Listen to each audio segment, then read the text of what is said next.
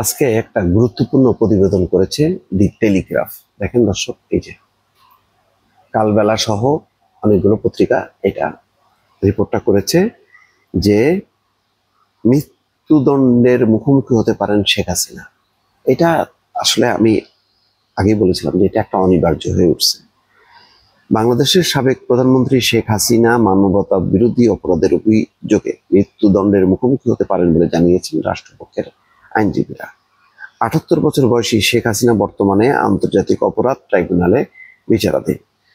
অভিযোগ করা হয়েছে, গত বছরে সরকার বিরোধী আন্দোলনে প্রতিবাদকারীদের বিরুদ্ধে প্রাণঘাতী অস্ত্র ব্যবহার করতে নিরাপত্তা বাহিনীকে তিনি সরাসরি নির্দেশনা দেন। সেই অভিযানে ১,৪০০ জন নিহত হন বলে জাতিসংঘ মানবাধিকার কার্যালয়ের প্রতিবেদনে উল্লেখ করা হয়। জাতিসংঘই বলছে যে ১,৪০০, আর বিভিন্ন সূত্র মতে ২,০০০-এর উপরে মারা গেছে। যাই হোক, রাষ্ট্রপক্ষের আইনজীবী মাইনুল করিম বলেন, আমাদের কাছে ফোন রেকর্ড, অডিও ভিডিও প্রমাণ এবং সাক্ষ্য রয়েছে যেগুলো স্পষ্টভাবে প্রমাণ করে শেখ হাসিনার প্রত্যক্ষ নির্দেশেই হত্যাকাণ্ড সংঘটিত হয়েছে। তাই তার সর্বোচ্চ শাস্তি মৃত্যুদণ্ড হওয়া উচিত। আর এক প্রসিকিউটর তাজুল ইসলাম আদালতে বলেন, তিনি ১,৪০০ মানুষের মৃত্যুর জন্য দায়ী। তিনি বলেন, শেখ হাসিনা প্রতিবাদ দমন এবং অভিযানে নিহতদের মরদেহ পোড়ানোর নির্দেশ দেন এবং আহতদের চিকিৎসা থেকে বঞ্চিত করারও নির্দেশ দেন। সর্দি হাসপাতালে যে বলছে যে সব চিকিৎসা বন্ধ এবং তারা যাতে কেউ বের না হতে পারে। তবে তিনি সব অভিযোগ অস্বীকার করেন। এখন এই পুরো রিপোর্টটা নতুন কিছু না। টিলিপ সিদ্দিক বলছে যে এই বিচারক এটা হলো সাজানো প্রহসন। যাই বলুক না কেন, এইটা শেখ হাসিনা এই দায় থেকে মুক্ত হতে পারবে না। টেলিগ্রাফ সহ সকল আন্তর্জাতিক গণমাধ্যম এটাই রিপোর্ট করবে, কারণ এই ধরনের ঘটনায় মৃত্যুদণ্ডের বাইরে বা সর্বোচ্চ শাস্তি, যেখানে মৃত্যুদণ্ড নেই সেখানে কি করে ৩০ বছর ৪০ বছর কারাদণ্ড দেয়। তো শেখ হাসিনাকে যদি মৃত্যুদণ্ড নাও দেয় ৩০ থেকে ৪০ বছর বা আমৃত্যু তার কারাদণ্ড, এটাই তো দিবে।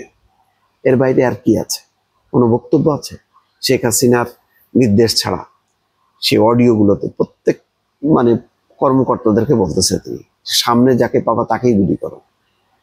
এবং এটা হয় না।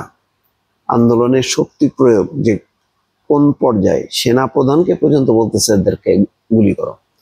যেদিন ৫ই আগস্ট পালা যায় তখনও সে সেনাবাহিনী প্রধানের পরে চাপ তৈরি করছে যে সেনাবাহিনী যাতে এটা মোকাবেলা করে, গুলি চালায়। আর অন্যান্য পুলিশ তো ছিল তার হাতের পুতুল, এই সব খেলতো আর কি তাদেরকে নিয়ে।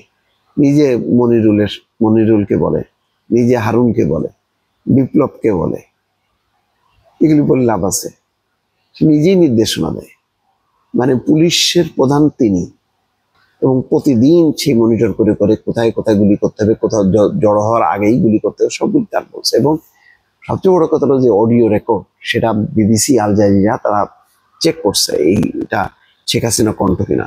তারাই নিশ্চিত হয়েছে যে শেখ হাসিনার নির্দেশ। তাহলে এটা তো কোনো বায়বীয় কোনো বিষয় হতে পারে না যে না পুলিশ সে বাধ্য হয়ে গুলি করছে, না, গুলির নির্দেশদাতা সে। তারপরে জাতিসংঘের তদন্ত রিপোর্ট, তারা বলতেছে ১৪০০ মারা গেছে।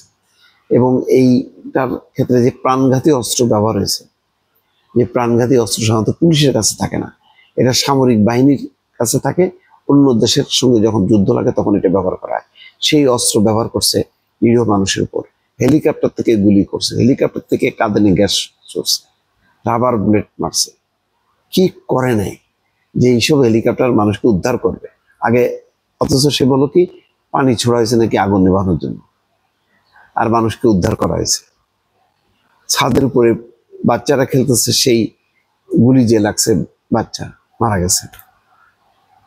জানালার কার্নিশ ধরে আছে শিশু, সেই শিশু পর্যন্ত মারা গেছে। এইটা থেকে রেহাই নেই। টেলিগ্রাফের এই প্রতিবেদনটা ব্রিটিশ গণমাধ্যম, এটা যথার্থ যে শেখ হাসিনার মৃত্যুদণ্ড ছাড়া আর কোনো দণ্ড এখানে প্রাপ্য না। এই যে মামলা, আরো মামলা তো আছে, সেই গুম খুনের সেই মামলাগুলো তো আছেই।